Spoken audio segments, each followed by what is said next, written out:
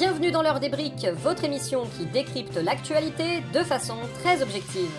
Dans les informations vérifiées des derniers jours, le camp présidentiel a nié toute tentative d'obstruction durant la niche parlementaire de la France Insoumise, après qu'un ministre a passé 2 heures à montrer des photos de ses chats au lieu de répondre aux questions des députés.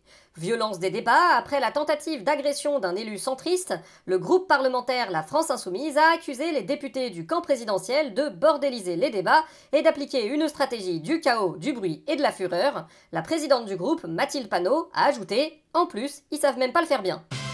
Pour commenter ces informations, je serai tout d'abord accompagnée de la présidente du groupe Rassemblement National à l'Assemblée, Marine Le Pen.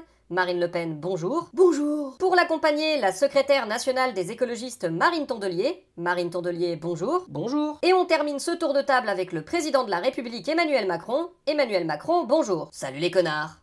On commence évidemment avec l'article 49.3 de la Constitution qui a été enclenché par le Premier ministre Michel Barnier ce lundi.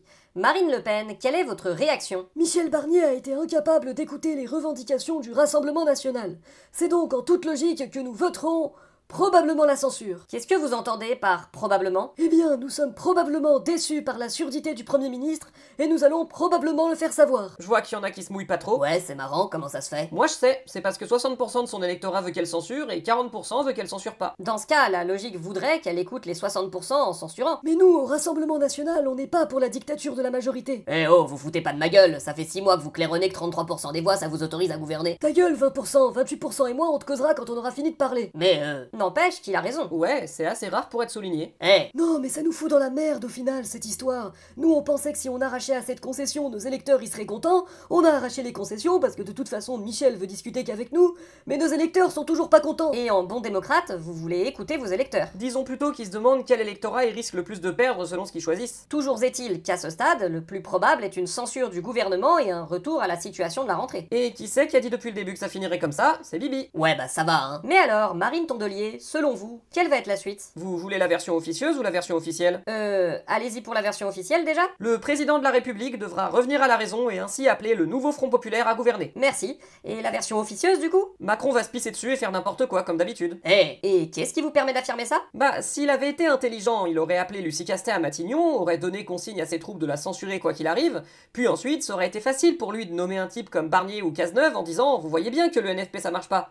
Sauf que, comme il a commencé par bricoler sa solution de merde, il se retrouve en porte-à-faux. Soit il nomme un gouvernement NFP et il passe pour un con, soit il retente de faire du bricolage avec le RN et il passe encore plus pour un con. Dans tous les cas, il passe pour un con. Et nous, l'un dans l'autre, ça nous arrange. Ouais, même nous, je vais pas vous mentir. Ah bon? Pourquoi? Bah, c'est vachement plus compliqué de jouer la chef de l'opposition quand le gouvernement accepte tout ce qu'on propose. C'est pour ça aussi qu'on fait genre qu'on négociait en demandant toujours plus de trucs. C'était pour faire craquer Barnier. Sauf que cette carpette, il a dit oui à tout ce qu'on a demandé. On était bien emmerdés du coup. Ah oui, effectivement. Voilà, donc maintenant j'appelle le président à respecter les résultats des urnes et à appeler le nouveau Front Populaire à gouverner. Comme ça, ce sera plus facile pour nous de jouer aux opposants. Encore un baiser de la mort qui ne manquera pas de faire hurler les éditorialistes.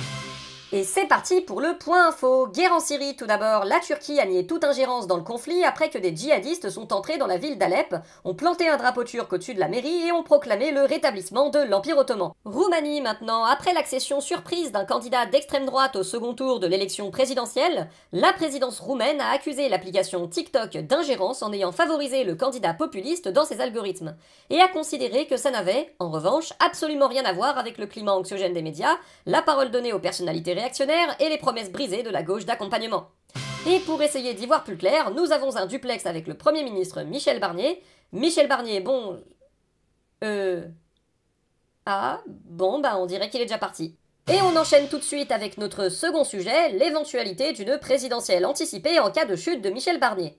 Marine Le Pen, Marine Tondelier, en cas de démission d'Emmanuel Macron et d'élection présidentielle anticipée en 2025, serez-vous prête? Probablement. Joker. On suppose que l'éventualité a été pesée, puisque la plupart des forces de gauche, du PS aux Insoumis, en passant par votre appel conjoint avec Lucie Castet, ont appelé de leur vœu une candidature commune. Ouais, enfin, dans le cas de Méluche, c'est plutôt qu'il a appelé de ses vœux sa candidature commune. Oh, moi je l'ai trouvé light, Jean-Luc, sur ce coup-là. Il a tout de même laissé comprendre que cette candidature devait se faire derrière la France Insoumise. Oui, et pendant les législatives, lui et ses troupes, ils ont ont passé un mois à crier sur tous les toits que le Premier ministre serait forcément issu de leur rang, et au final, on a proposé Lucie Castet. C'est juste leur truc de faire ça, vous allez pas faire comme si c'était une découverte. C'est un sujet important tout de même. Un sujet, c'est vous qui en faites un sujet à nous interroger sur Jean-Luc en premier à chaque fois qu'on pose un doigt de pied sur un plateau. Donc, vous pensez que les insoumis vont revenir à la table des négociations? Mais oui, de toute façon, c'est faire que ça, on passe des mois à s'engueuler dans les médias pour bien faire comprendre qu'on n'est pas pareil, et ensuite on fait la paix dès que ça nous arrange. En vrai, ce serait même pas mauvais une élection surprise, vu que visiblement à gauche on est bon que dans l'urgence. Ouais, vous êtes tellement des blaireaux à passer votre vie à négocier. Nous, c'est plus simple, j'ordonne et tout le monde exécute. T'as pas un procès, toi? T'es pas un procès, toi? Marine Tondelier marque un point. Qu'est-ce que vous allez faire si vous êtes condamné en pleine campagne présidentielle? D'ailleurs, du côté d'Emmanuel Macron, ce serait pas justement le bon moment pour vous écarter de la course? Eh oh, je suis là, vous savez. Vous êtes qui déjà? Non mais vous vous foutez de moi? Ça va, ça va. Non parce que bon, vous êtes bien gentil de faire des théories, mais le préalable c'est que je démissionne, et sans vouloir vous embêter, je crois que j'ai un peu mon mot à dire sur le sujet. On doit comprendre que vous n'allez pas démissionner? Bah je vous avoue que c'est un peu tentant de dire que je vous emmerde et que je rentre à ma maison et démerdez-vous sans moi. Mais bon... Il a pas envie de découvrir qu'on se démerde très bien sans lui. Ah oui, je vois. Mais l'un dans l'autre, vous voulez absolument laisser votre trace dans l'histoire. Mais une trace positive, pas une trace de merde collée au fond d'un slip. Ouais, si vous voulez mon avis, pour ça, c'est un peu trop tard. Bah pourquoi vous dites ça? Parce que vous avez perdu tout votre crédit politique en juillet et tout votre crédit économique en septembre. Alors, si je puis me permettre, la démission serait une solution face à ça. Ah bon? Pourquoi? Bah, on peut dire que ça laisserait une trace très positive pour la majorité des Français de vous voir partir. Et puis vous serez le premier à démissionner depuis le général de Gaulle. Si ça c'est pas positif... Ben, j'avoue. Je vais y réfléchir. Et comme vous le voyez, l'espoir de sortir de cette crise par le haut est toujours permis. Nous vous souhaitons une soirée. À bientôt.